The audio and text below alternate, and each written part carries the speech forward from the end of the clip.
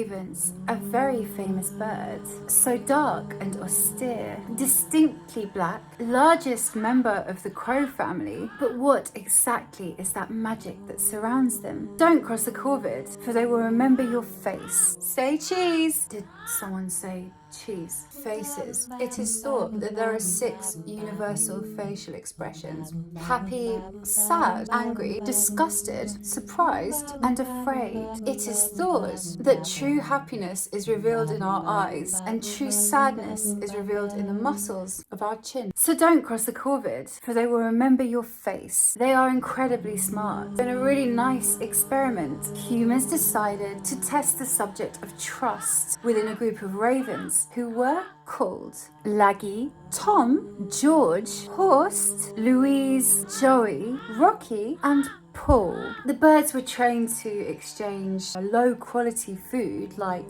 bread for something they preferred, like cheese. Cheese! Did someone say cheese? But if they gave their bread to the human, they had to take a risk that the human might decide not to give the bird back anything, bread or otherwise. They did this countless times, and sometimes the human took the bread and gave the bird some cheese back, but other times the human took the bread and kept the bread and ate the cheese themselves. 1 month later, the birds who took part in the experiment were tested again to see if they remembered which human was trustworthy and would give them cheese if they gave them their bread, and which ones would not. All the birds were given the opportunity to trade with any of these humans again, and lo and behold, they remembered which humans were trustworthy and would give them back cheese for their bread, so they only traded with them. Lesson learned: never cross a corvid, for they will remember your face. Say cheese! Did someone say cheese? No wonder they love it so much. Cheese contains a compound called capsein, which makes it addictive. And the ancient Greeks believed that cheese was a gift from the gods. Talking of gods, in Welsh mythology, the god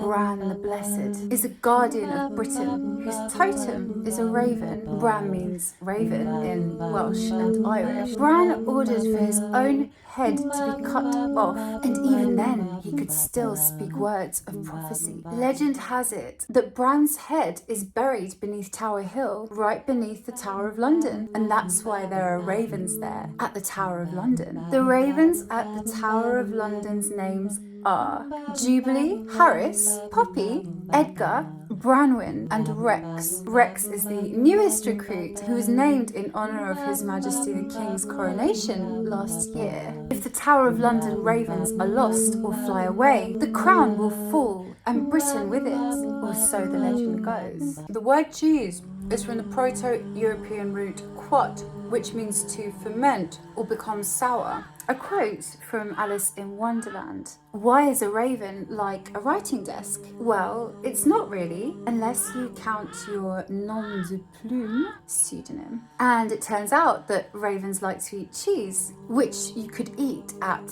a writing desk. A cheerophile is someone who loves cheese. A study in Austria showed that ravens can point with their beaks to indicate an object to another bird, just as we do with our fingers. They also hold up objects to get another raven's attention. They are also great mimics. They can mimic car engines, toilets flushing, and animal and bird calls. They have even been known to imitate foxes and wolves to attract them to carcasses. So the fox or the wolf can do all of the tearing of skin and muscle that ravens simply can't do. And after they're done, the raven will swoop in and eat the leftovers. It is thought that before humans discovered fire, they too were natural scavengers. After all, lions and tigers would easily gobble up a human unless the human was holding a burning torch in his hand. So humans would do the same thing really. They'd wait in the bushes for the tiger or lion to finish eating its prey, and then they would run in and then come and feast on the bones. Bone marrow, really. I quite like bone marrow myself. It's high in collagen, optimizes joint health, decreases inflammation in the body, good for skin and gut health, great for diabetes, and great